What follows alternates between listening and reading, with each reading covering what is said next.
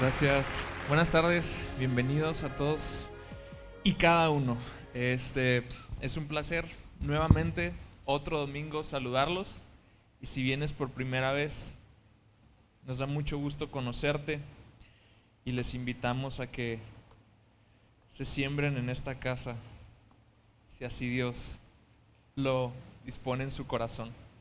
Quiero continuar con esta serie de relatos bíblicos. Vamos a la Biblia rápidamente en Nehemías 2, 17 y 18, por favor. Gracias, David.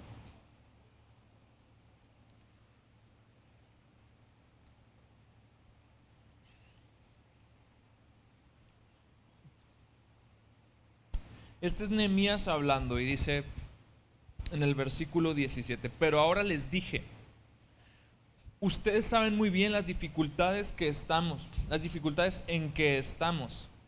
Voy a hacerle un poquito de zoom aquí. Gracias. En que estamos.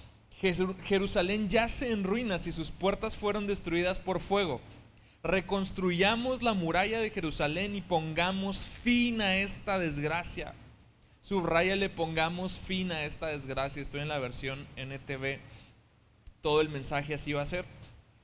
Después les conté cómo la bondadosa mano de Dios estaba sobre mí y acerca de mi conversación con el rey.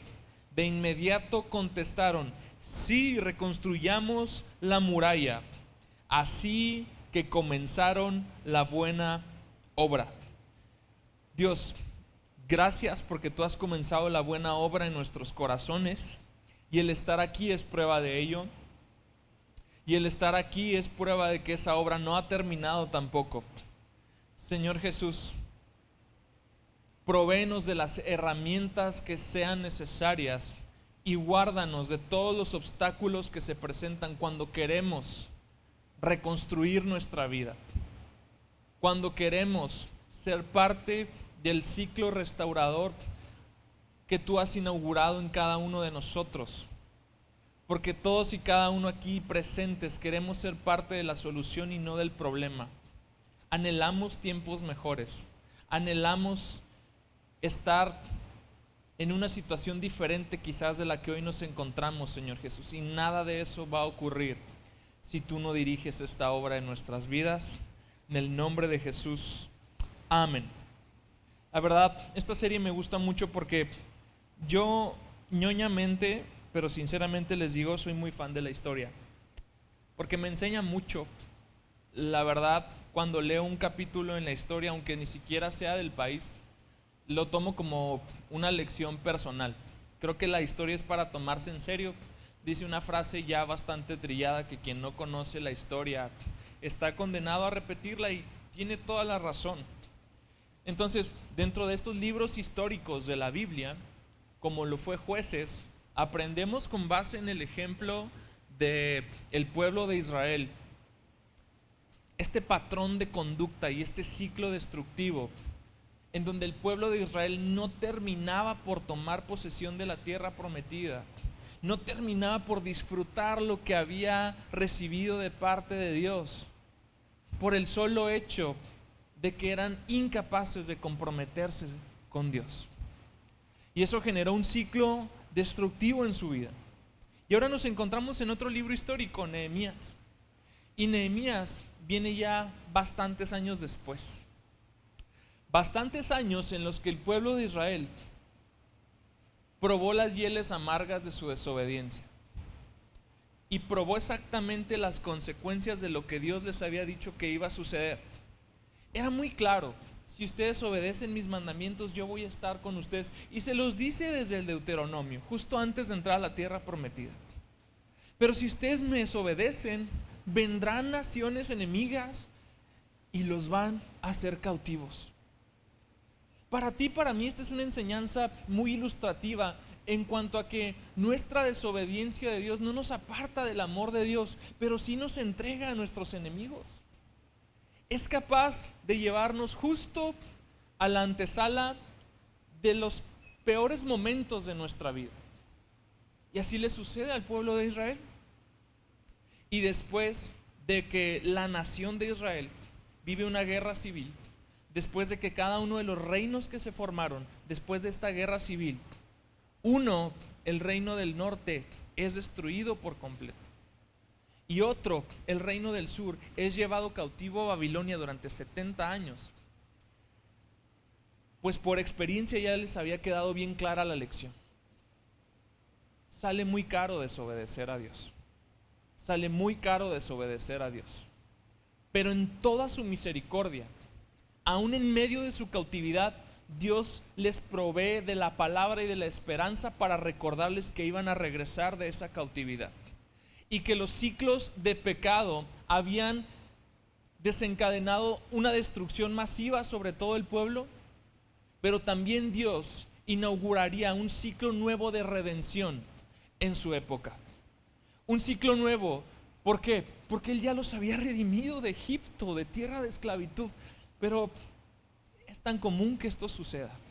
Ahora había que redimirlos del problema en el que los redimidos se habían metido. Había que redimirlos otra vez. Y ahora Dios, preocupado por su pueblo, inicia un nuevo ciclo de redención para su pueblo. Un ciclo de restauración. Un ciclo de restauración que se había venido ya profetizando por el profeta Jeremías, que había sido profetizado por Daniel, y que inicia cuando Ciro, rey de Persia, manda al pueblo de Dios junto con varias naciones y da esta libertad religiosa dentro de su reino. Un hombre injusto, un hombre que no estaba en una relación con Dios, aún así es sensible a la voz de Dios y toma esta decisión, y así es como iniciamos esta historia. Porque el pueblo de Israel había venido en 3 etapas, primero con Zorobabel y luego con Esdras, y ahora viene un contingente más pequeño con Nehemías. Y Nehemías es movido en su corazón porque se encuentra con el testimonio de un hermano de él que le dice cuál era la situación de la ciudad de Jerusalén. ¿Dónde estaba el pueblo redimido? Estaba en ruinas. Y cuando Nehemías llega a la ciudad de Jerusalén, tiene esta conversación con las personas que ahí vivían y les dice: ustedes saben muy bien las dificultades en que estamos. Jerusalén yace en ruinas y sus puertas fueron destruidas por fuego. La misión entonces era muy clara. Había que romper el ciclo de destrucción a través de un ciclo de restauración. Una ciudad sin murallas es una ciudad vulnerable. Es una ciudad a medias. Una ciudad sin sus murallas no representaba ni dignificaba la gloria del Dios que la había sacado de Babilonia. Cuando Nehemías escucha este reporte, se quebranta, ora, ayuna, encuentra el favor del rey y regresa desde Persia, desde una de las provincias, muchas provincias de Persia, y regresa a Jerusalén con una misión. Necesitamos levantar las murallas, porque hasta en tanto no se levantaran las murallas, la ciudad no estaba segura, la restauración no estaba completa, la redención no podía garantizarse durante mucho tiempo, porque Dios, cuando nos redime, nos saca y nos pone de un lugar en otro lugar, de una posición a otra posición. Pero cuando inicia la verdadera restauración de nuestra vida, nos corresponde a nosotros, con la ayuda del Espíritu Santo, el permanecer en esa posición, el estar atentos, porque sabemos que hay enemigos de nuestra restauración, enemigos del postrer estado que viene a ser mejor del primero, enemigos del cambio que el Espíritu Santo hace, para los que tú necesitas saber resistir y poder presentar la buena batalla. Nehemías en este contexto se parece mucho al Espíritu Santo. Es enviado por el rey después de nuestra redención para alentar al desalentado, para reconstruir lo derribado y para ayudarnos a terminar la gran obra que Dios ha comenzado en nuestra vida. Hay una cosa muy cierta sobre nosotros, es que estamos incompletos y nos iremos completando, iremos siendo perfeccionados en la medida que cada uno de nosotros escuche a este nuevo Nehemías y comience la buena obra y levante las murallas de su vida, aquellas cosas que suponen darnos protección en contra del enemigo, aquellas cosas que no solamente se convierten en una defensa, sino en un testimonio de quién te salvó y para qué te salvó. Sin embargo, todo gran emprendimiento tiene una gran oposición. Y este, por supuesto, que no fue la excepción. El reconstruir las murallas de la ciudad de Dios tenía una gran oposición escondida ahí en el paquete. Por eso es que tú y yo precisamos de un líder. Por eso es que tú y yo precisamos de un guía. Precisamos de un ayudador que nos guíe en todo este proceso de restauración en nuestra vida. Y quiero examinar algunos pasos, algunas decisiones y algunas características muy particulares de lo que sucedió con Nehemías en este proceso de restauración. Y para hacerlo más sencillo, pues ahí les van los clásicos 4 o 5 puntos de todos los mensajes, ¿no? Y el primer punto es el abrazar los pequeños comienzos. Dice el capítulo 4, versículo 1 al 2. Cuando Sanbalat se enteró de que estábamos reconstruyendo la muralla, se enojó muchísimo. ¿Quién es ese Sanbalat? Era una persona a quien no le favorecía a sus intereses que esa ciudad fuera reedificada, o mejor dicho, formalizada como una ciudad. Y Sanbalat se entera de que están reconstruyendo la muralla, se enoja, se pone furioso. ¿Y qué hace Sanbalat? Se burló de los judíos. Cada vez que tú inicias una obra de restauración en nuestra vida, en tu vida, nunca va a dejar de aparecer el Sanbalat que menosprecie la capacidad que tengas para levantar el desastre de vida que te has hecho en algún momento. Sobre todo cuando nuestra vida yace en ruinas, es cuando de una forma más reiterada se va a presentar una persona a desacreditar y a burlarse. Y no solamente personas, se presentan pensamientos, se presentan patrones de conducta, se presenta toda clase de circunstancias que se ponen a desacreditar lo que estás determinado a hacer. ¿Y cómo lo hace Sanbalat? Dijo, ¿qué cree que está haciendo este pobre y debilucho grupo de judíos? ¿Acaso creen que pueden construir la muralla en un día por tan solo ofrecer unos cuantos sacrificios? ¿Realmente creen que pueden hacer algo con piedras rescatadas de un montón de escombros? Y para colmo, piedras calcinadas. El primer obstáculo que enfrentas cuando estás en un proceso de restauración es el desaliento. Todas y cada una de las frases que utiliza Sanbalat son todas y cada una del catálogo de frases que tiene que gritarte el enemigo en la cara cuando estás queriendo recomponer tu vida, cuando estás queriendo hacer cambios sustanciales, cuando quieres cortar vicios, cuando quieres cortar relaciones, cuando quieres superar estos ciclos de pecado y de oscuridad. Empieza el enemigo a gritarte en la cara, ¿qué estás haciendo? Eres pobre y débil, no tienes la capacidad de terminar esta obra, no tienes la capacidad de concluir lo que Dios te mandó a concluir porque eres pobre y débil.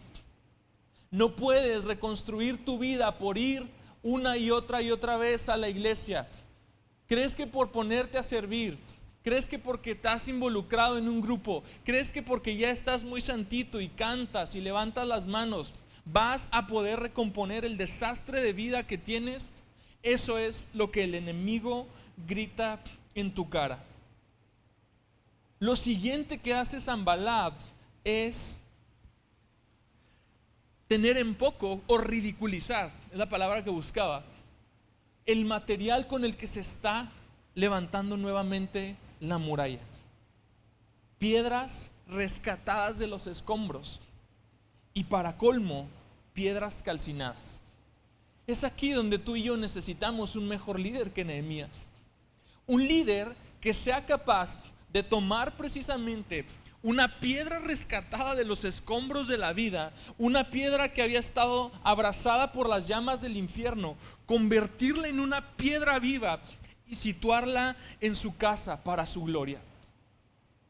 Porque cada vez que un Sanbalat empieza a gritar a tu vida que no tienes lo que se necesita para terminar esta obra, tú necesitas escuchar a tu Nehemías espiritual, al Espíritu Santo, que te dice que has sido una piedra viva, que los materiales con los cuales tú estás haciendo la reconstrucción de tu vida, de tu matrimonio, de lo que sea que necesites levantar en este momento, no te son provistos del desastre, te son provistos directamente desde el cielo.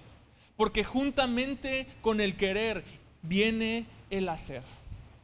Y juntamente con el deseo, Dios está incentivando la provisión para que éste se convierta en una realidad. Es muy fácil desalentarnos porque la situación es compleja.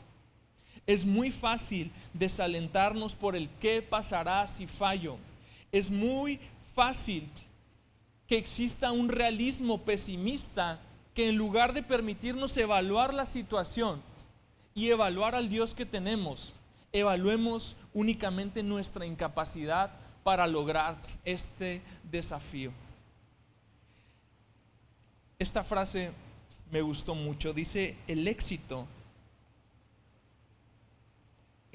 final es un camino compuesto de pequeños logros cotidianos, a veces imperceptibles. Y a Nehemías se le acumulan los burladores. Luego viene otro cuate llamado Tobías. Y bueno, Tobías simplemente dice: este muro se va a venir abajo si un zorro camina sobre él. Ante toda esta presión, ¿qué es lo que haría un buen cristiano? ¿Qué es lo que haría un hijo de Dios? Lo que hace Nehemías. Versículo 4 del capítulo 4 dice: entonces oré. Fin del versículo. No se crean, dice más. Entonces oré. Porque cuando toda esa falsa información se está acumulando en tu mente y tu corazón, es muy complicado que digas, que diciendo no, pues repiensa la situación, piensa positivo. No, necesitas ir a la presencia de Dios y ser alimentado otra vez por su verdad. Las mentiras de todos los días son esos dardos del enemigo que se empiezan a clavar en tu mente, en tu corazón. Y esos dardos suponen desalentarte de terminar la obra que Dios te dio a terminar. Entonces, el resultado de que Nehemías ora y pone delante de Dios su queja y es retroalimentado por Dios es en el versículo 6. Dice: por fin se completó la muralla alrededor de toda la ciudad hasta la mitad de su altura, porque el pueblo había trabajado con entusiasmo. ¿De dónde vino ese entusiasmo? De que su líder estaba orando. ¿De dónde viene el entusiasmo que necesitas para combatir? Viene de la decisión de orar. Viene de la decisión de estar pasando tiempo en la presencia de Dios. Y viene de la decisión consciente de que sin Dios tú no puedes terminar esa obra. Es cierto, la obra es grande, la obra es demandante, la obra va a requerir algo que tú posiblemente no tienes en tus capacidades. Entonces, ora. Entonces, combate el desaliento con decisión. Punto número 2. Y el punto es: ve más profundo. En el versículo 7 del capítulo 4 dice lo siguiente: cuando Sanbalat, Tobías, los árabes, los amonitas y los asdodeos, o sea, ya se les había juntado ahí toda la bola de haters, se enteraron de que la obra progresaba, y ve el punto, y que se estaban reparando las brechas de la muralla, se enfurecieron. Se enfurecieron. Hay una frase en inglés que me gusta mucho, dice: new levels, new devils. nuevos niveles, nuevos demonios. Cuando estás haciendo una obra de restauración en tu vida, la tentación es el descuido. Sé general. Pues nada más ve a la iglesia. Pues nada más cambia unos cuantos hábitos. Pues nada más corta unas cuantas relaciones. El ser general nos impide ser detallistas. Nos convierte en gente descuidada.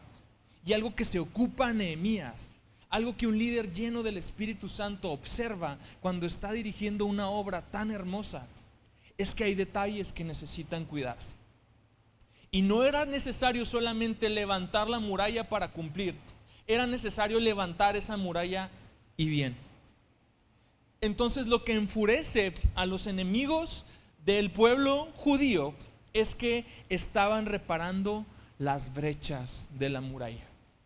Para ellos, ¿qué era una brecha?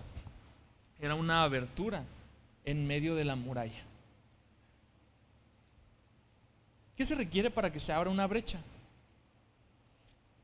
Que en algún momento esa muralla estuviese edificada y que luego haya sido asediada, y que después de ese asedio eso se dejó sin atender. La ciudad de Jerusalén estuvo siendo asediada durante muchos años previa a su conquista.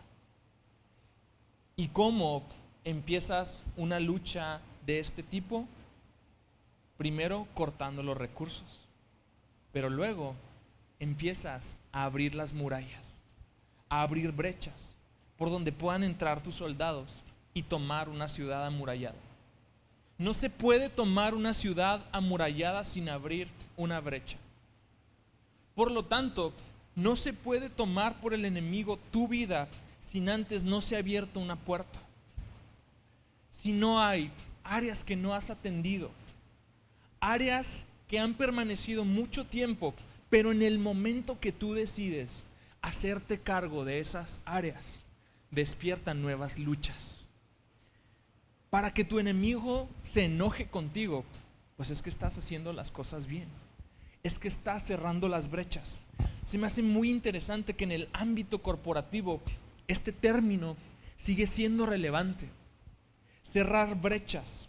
Y me encontré varios artículos de revista Forbes y así algunos, pero esencialmente, ¿en qué consiste cerrar una brecha? Es cuando se conoce la diferencia entre lo planeado y lo que ocurre realmente. Cuando en una empresa se da una estrategia, pero ocurrió otra cosa, a esa diferencia se le conoce como una brecha. Y me encontré mucha literatura que tiene este mismo principio, que no se va a fortalecer ninguna organización en tanto no se cierren esas brechas, en tanto no se tome realmente una atención al detalle y empieces a examinar detenidamente esa obra y decir: aquí hay un detalle, aquí hay otro detalle en mi vida. ¿O por qué razón entonces David sería llamado un hombre conforme al corazón de Dios? Porque David tenía la sinceridad y el arrojo de orar algo tan fuerte como decirle a Dios: examíname. Y cuando pasamos del bendíceme, rescátame, ayúdame al examíname, estamos haciendo las cosas bien. Estamos empezando a cerrar esas brechas. Estamos empezando a invitar al Espíritu Santo, a nuestro nuevo Nehemías, a que vea qué es lo que provocó esa brecha. ¿Por qué ese lugar permanece desatendido desde hace años? ¿Por qué tengo una expectativa, pero la realidad me sigue dejando corto? Ese es el terreno perfecto para que el Espíritu Santo se manifieste. Por eso segunda de Pedro 1:10 nos invita a ser más diligentes para hacer firme nuestro llamado. Pedro nos invita no a que seas más salvo. Segunda de Pedro 1:10 nos invita a que estés firme, parado con los dos pies, convencido de algo. Y esta frase es un reto y un desafío impresionante para nosotros, porque nos invita a no estacionarnos en la comodidad de la restauración y de la salvación. Quiero decir, de la redención y de la salvación, sino hacer de esa salvación un llamamiento seguro, algo firme. Hacer firme vuestro llamado y elección de parte de Dios, porque mientras hagas estas cosas, nunca tropezarás. Es difícil que el enemigo pueda hacer tropezar a alguien que se ha ocupado en el último detalle de su vida y ha invitado al Espíritu Santo, sí, a ver lo que nos da vergüenza, a ver lo que no le enseñaríamos a nadie, pero que es necesario mostrar para que Él pueda restaurar. Combate el descuido con diligencia. Punto número 3. Recuerda el porqué. Recuerda el porqué.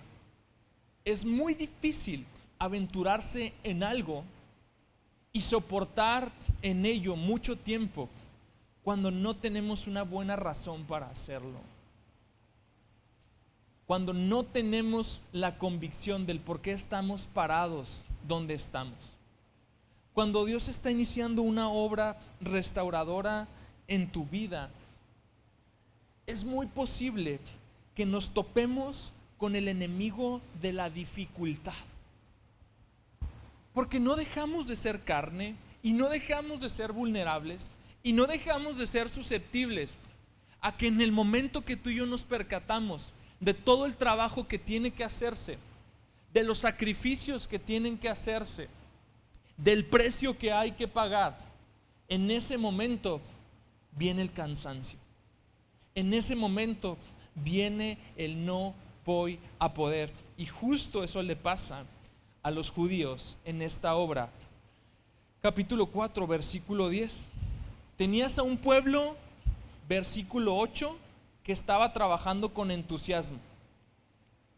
Versículo 10. Entonces el pueblo de Judá comenzó a quejarse. Los trabajadores se están cansando y los escombros que quedan por sacar son demasiados. Jamás podremos construir la muralla por nuestra cuenta. ¿Será que Dios nos permite ver a veces estas pinceladas de realidad en nuestra vida? ¿O será que es el enemigo el que nos inyecta esas dosis de realidad? Yo creo que no importa. Porque si viene de Dios, es porque Dios te está mostrando el trabajo que vas a realizar y que Él te va a ayudar a realizar. Y si viene del enemigo, lo único que está mostrando es que Dios realmente va a ser glorificado cuando ese caos sea transformado en una victoria impresionante. No importa de quién viene este realismo que te está desalentando y que te está mostrando la verdadera dificultad. Porque si es de Dios es para su gloria. Y si es del enemigo, ¿qué crees? También es para la gloria de Dios. Porque Dios dirige la obra. Porque Dios proporciona los recursos. Y porque Dios es el encargado de motivarte a que tú concluyas esa obra en tu vida. Entonces, combate la dificultad como lo hace Nehemías. Versículo 14. Luego, mientras revisaba la situación, esta situación de la gente se está cansando, las piedras son demasiadas, los escombros son demasiados, Nehemías reúne a los nobles y a los demás del pueblo y les dice: no le tengan miedo al enemigo.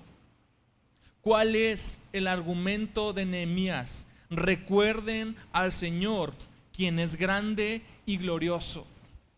Combate la dificultad con un Dios omnipotente.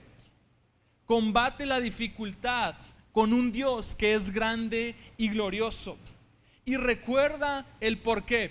Porque no nada más estaban reedificando esas murallas porque querían tener una ciudad. Estaban haciendo eso con una aspiración más grande. Por eso Nehemías reafirma este primer argumento con otro que es muy poderoso. Lucha por tus hermanos, sus hijos, sus hijas, sus esposas y sus casas. En esta obra que tú y yo nos hemos determinado a hacer, no estamos luchando únicamente solos ni para nosotros mismos. Una vez que recordamos al Señor, una vez que nos acordamos de su grandeza y de su gloria, entonces somos capaces de luchar por alguien más. ¿Quieres luchar por alguien más? ¿Quieres defender a tu familia? ¿Quieres salir al quite por la gente que amas? Toma el consejo de Nehemías y combate la dificultad con Dios. Combate ese realismo con un Dios omnipotente, donde no vas a encontrar a algo ni a alguien más inspirador que no deja de pelear por aquello que vale la pena. Como decía Martin Luther King, vale la pena morir por la verdad. Algunos nacemos para morir. Hay una determinación a darlo todo por una causa, a dejarlo todo en esa obra. Recuerda que las victorias del presente se convierten en el combustible de fe que necesitas para el futuro.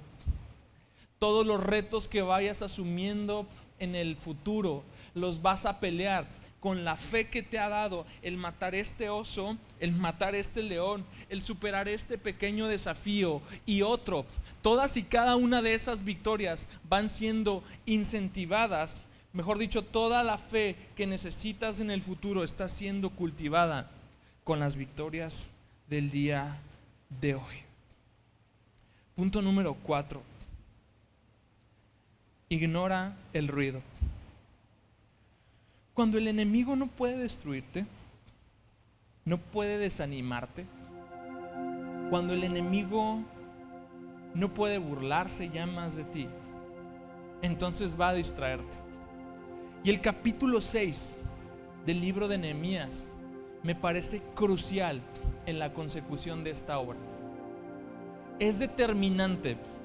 Parece que lo crudo viene al principio y que una vez superadas estas burlas, este asedio, estas amenazas, entonces lo peor habría pasado.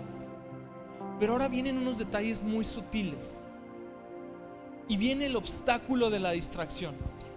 Y no sé si han estado poniendo atención, pero se los puse todo con D.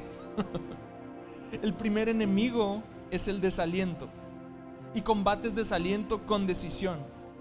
El segundo es el descuido, y combates descuido con diligencia. El tercero es la dificultad, y la combates con Dios. Pero el cuarto es la distracción. Y la distracción, en un mundo de distracciones, se ha perfeccionado y se ha vuelto más compleja. Y este enemigo de la distracción a Nehemías le viene en diferentes olas y en diferentes formas.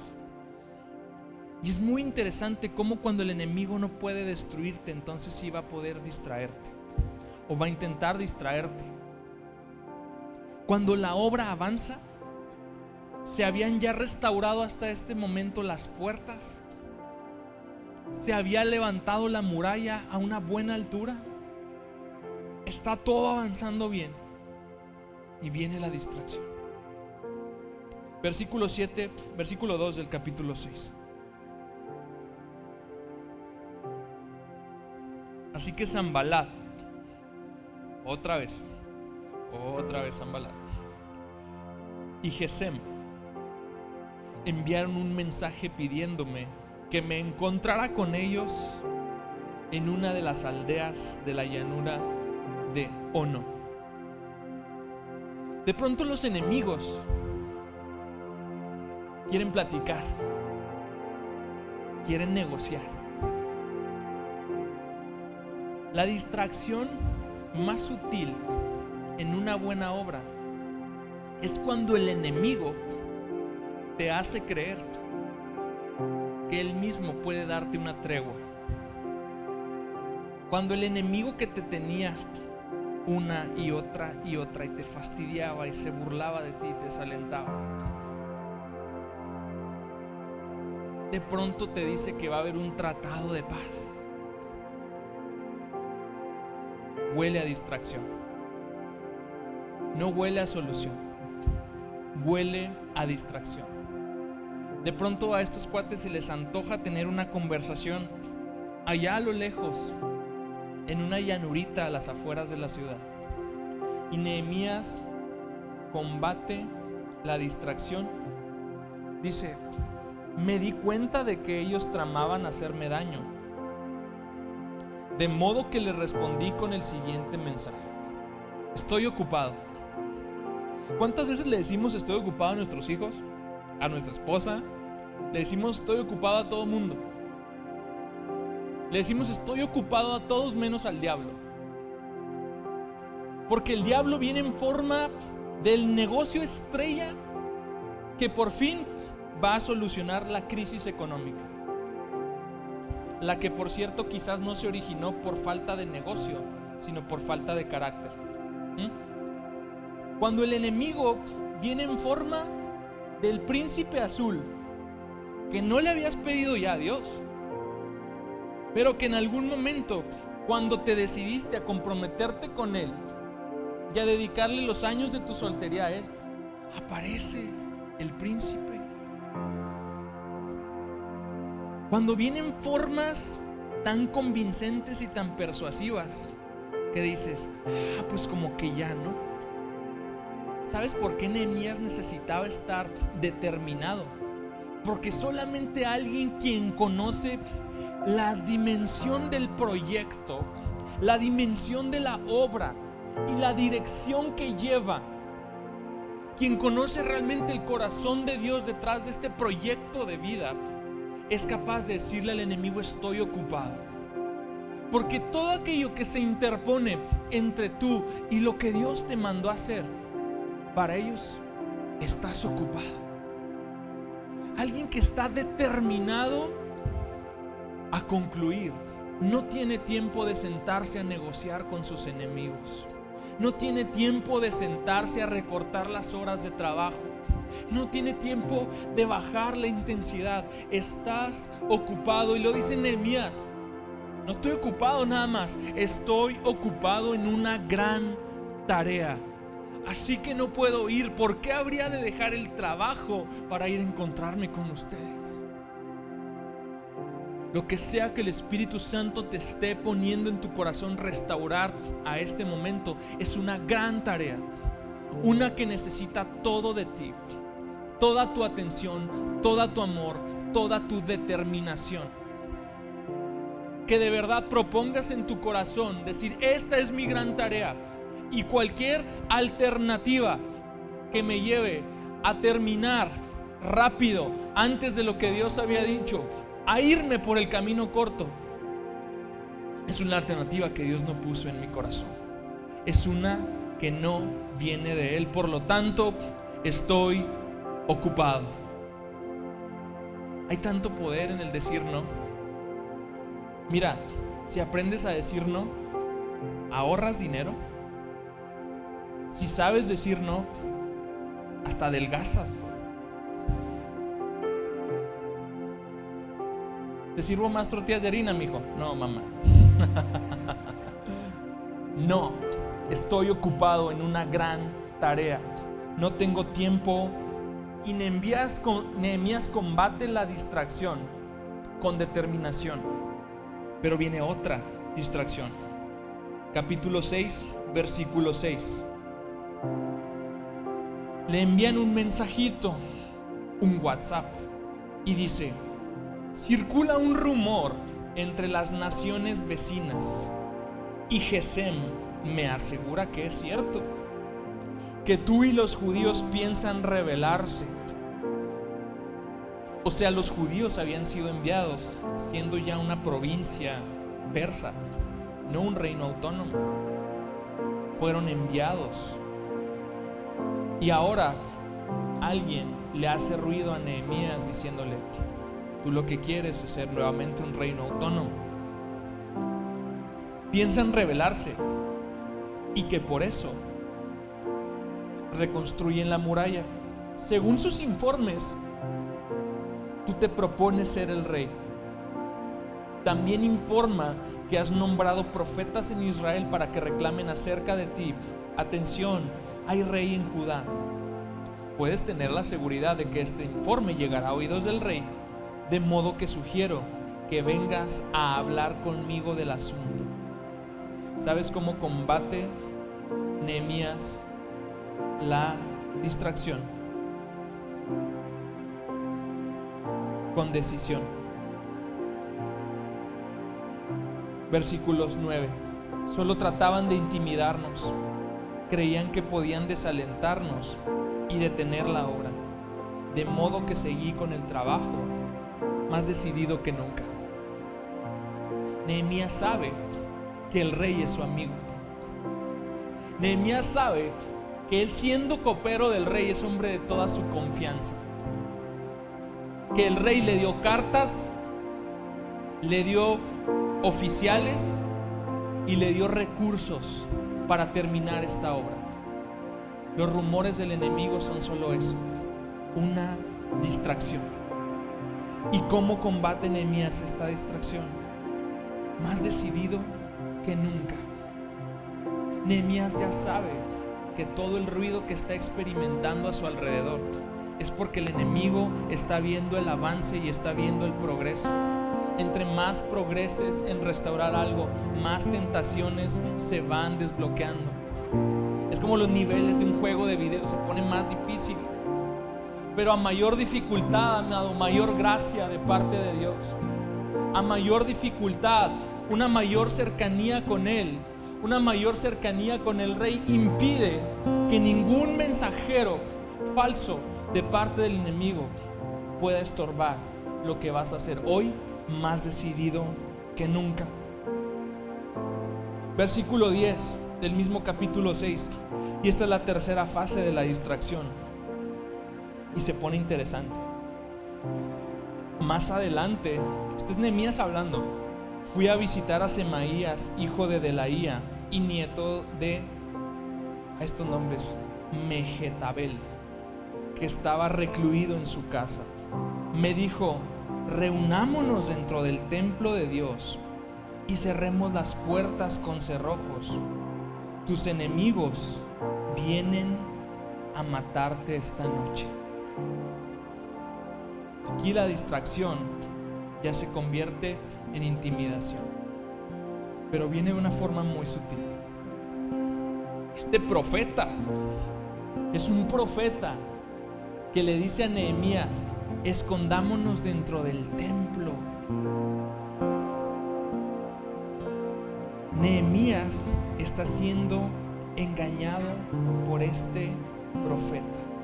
Lo vamos a ver en el versículo que sigue.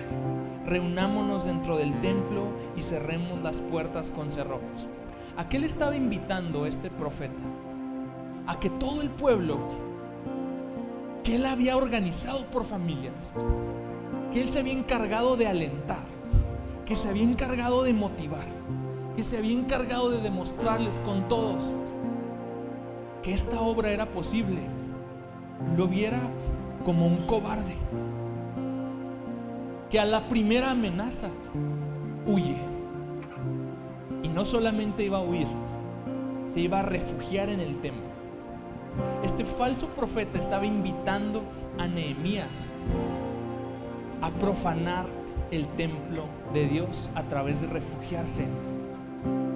Este falso profeta se presenta en nuestras vidas cuando espiritualizamos demasiado las cosas que ya nos dijo que Dios ya nos dijo que hiciéramos.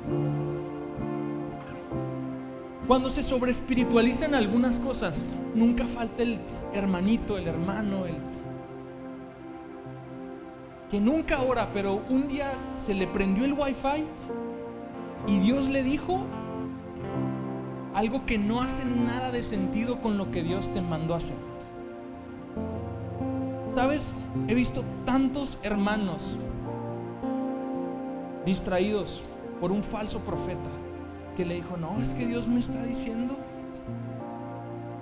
que no era rojo, siempre fue azul. Y tú tienes todo el tiempo trabajando en esto pero aquel ya le reveló aquello. Y siempre se presenta esta tentación de que sobreespiritualicemos lo que ya sabemos que tenemos que hacer. Dios te dio una obra, una misión, un propósito y los recursos para cumplirlo. No, es que ahora Dios me está diciendo que no, es que no era por ahí.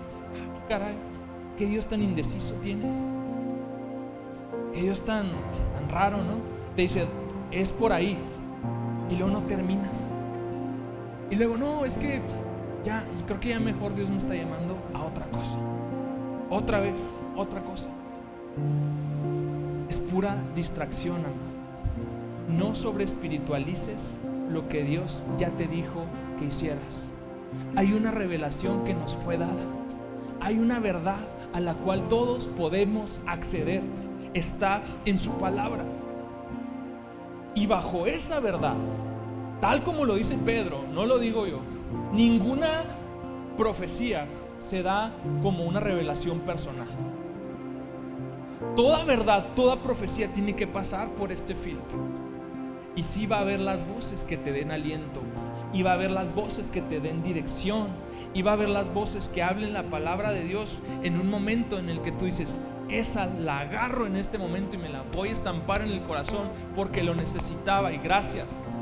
Pero mientras tanto, el querer ver a Dios de una forma religiosa y de una forma hasta sosa y medio cursi y medio fake en cada aspecto, como para salir de la prueba, como para salir del reto, como para buscar un alivio, como para buscar una alternativa, como para ir en la dirección contraria de donde Dios te mandó. O sea, Dios había puesto a Nehemías al grado tal donde se levantaba el muro y la persona que estaba trabajando en el muro tenía en una mano la espada y con la otra subían los ladrillos. Estaban preparados para la batalla. Y ahora este profeta le dice que no. ¿Cómo combates esta clase de distracción? Con discernimiento. Pídele a Dios discernimiento. Es el arma más poderosa para caminar en un mundo de verdades a medias, en un mundo de falsa doctrina, de falsos maestros, de falsos apóstoles, de falsos pastores, de falso todo. Es un mundo muy fake porque el enemigo lo hizo fake. ¿Qué necesitas? Discernimiento. El apóstol Juan nos invitaba, prueben los espíritus. Prueben los espíritus. El apóstol Pablo señala que dentro de los dones del Espíritu Santo está el discernimiento. El discernimiento de todos los dones que le puedes pedir a Dios es uno de los más valiosos para este tiempo. Y se puede discernir una mentira a través de conocer la verdad. ¿Qué es lo que hace Nehemías? Yo respondí, ¿acaso debería una persona en mi posición huir del peligro? Dios me dio esta posición. ¿Cómo Dios se va a contradecir a sí mismo pidiéndome que haga algo que en mi posición no debo hacer? Conoce su identidad, conoce la verdad de quién es y para qué lo pusieron. No hay falsa profecía que prospere contra eso. ¿Acaso debería alguien en mi posición entrar al templo para salvar su vida? Qué hermoso es esto. Mi posición es liderar. Mi posición es inspirar, es alentar, es permanecer. No me puedo refugiar. Mi posición en los planes de Dios no es la de ser un levita. Mi posición en este no es la de ser un sacerdote. Nehemías conoce su posición y esa verdad desvirtúa el engaño del enemigo. El discernimiento provoca esto.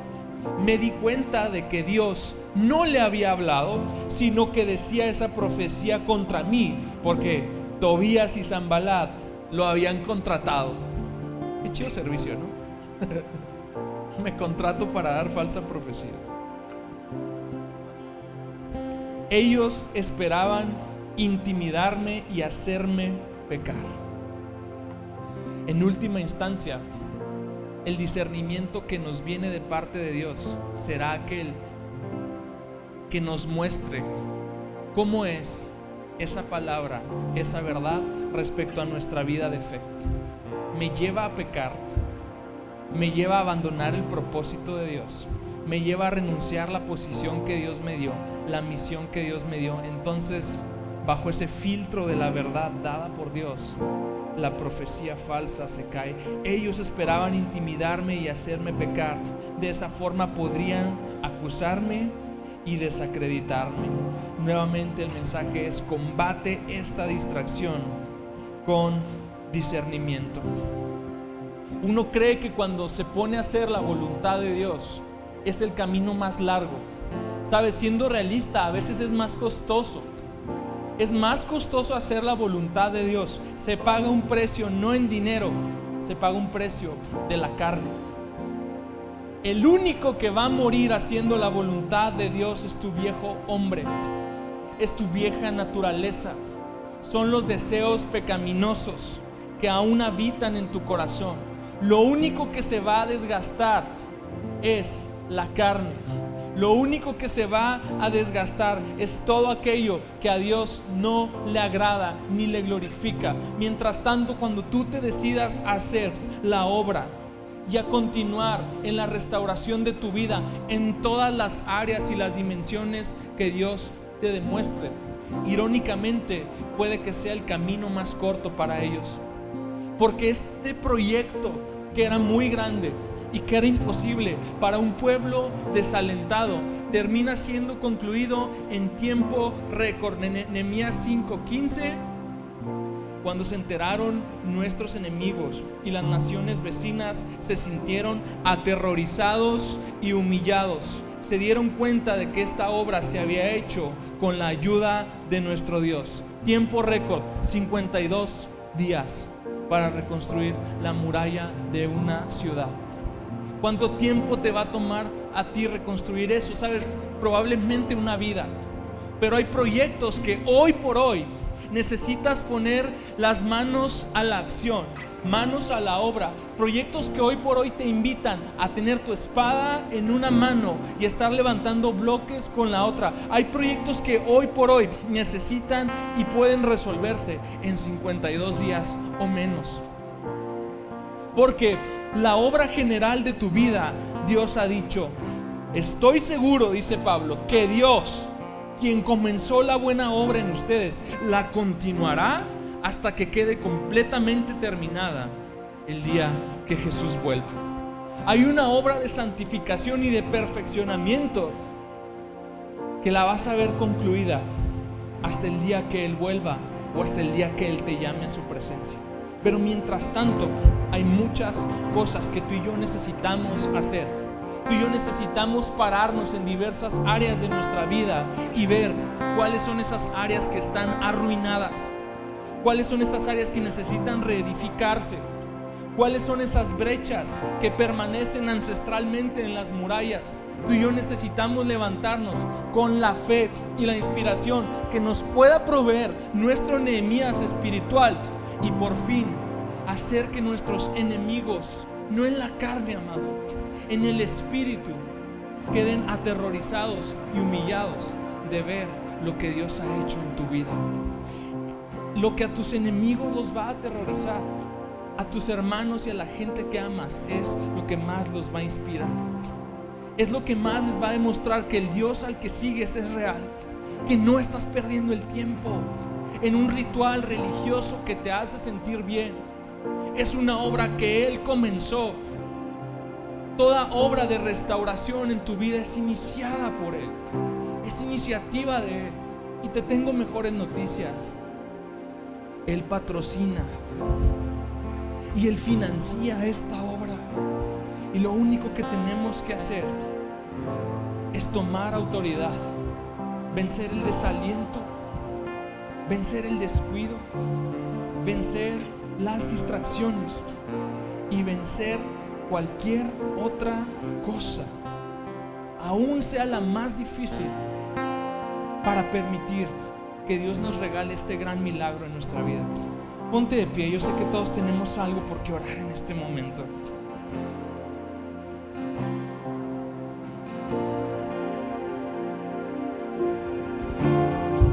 De verdad estaba en mi corazón alentarte el día de hoy, porque de todos los puntos yo considero que el tema de la dificultad es el que a muchos les está costando trabajo. El tema de la dificultad es el que a muchos los está haciendo renunciar a la obra. Porque hay veces que nos proponemos hacer cambios y dices, no me va a alcanzar para terminar. No puedo. Yo no soy así. No me criaron así. No me enseñaron así. No estoy acostumbrado así. Y esta, entre otras áreas, está evitando que muchos de nosotros aquí presentes terminemos lo que Dios nos puso a hacer. Cierra tus ojos. ¿Tienes en mente? Es una pregunta que hago para que reflexiones. ¿Tienes en mente a qué Dios te está llevando ahorita a terminar en la práctica? Porque si no, yo te pido, Señor Jesús, que nos muestres la tarea. Quizás primero tengamos que ser quebrantados como Nehemías, al enterarnos cuál es nuestra situación, cuál es la situación de mi familia, o cuál es la situación de mi corazón, o cuál es la situación que impera en mi entorno. A lo mejor no nos hemos enterado y necesitamos, Espíritu Santo, que tú nos muestres qué es lo que tiene que hacerse. Que no podemos permanecer impasivos, que no podemos permanecer indolentes ni cómodos. Que probablemente estamos como Nehemías en una posición muy cómoda, en una posición muy a gusto, sirviendo en el palacio.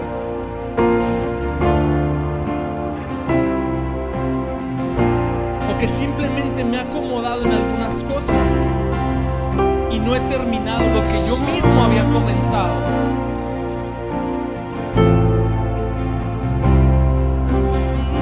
Dios, yo te pido que tú proveas los recursos necesarios, los recursos que solo provienen de ti para que esta obra pueda ser terminada. Yo te pido que animes al desalentado, que levantes al que se encuentra decaído. Yo te pido, Señor Jesús, que tú proveas al que se siente empobrecido para terminar, al que no le da las fuerzas, no le da la paciencia, al que no le da para poder empezar esto. Dios, provéele los recursos que él necesita. Muéstrale que tú estás con él, que esta obra se hace con tu fuerza, con tu poder. Espíritu Santo, yo te pido que derribes toda distracción.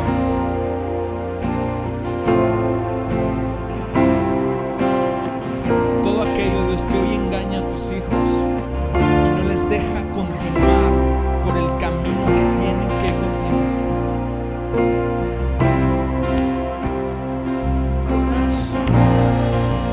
Si el enemigo te había distraído, es tiempo de regresar y reenfocarte. Es suficiente cuando Dios dice que es suficiente, y terminaste cuando Dios te dice que terminaste, no cuando tu carne ya se cansó, no cuando tu carne se quiere acomodar otra vez, no cuando se presentan estas salidas milagrosas, entre comillas.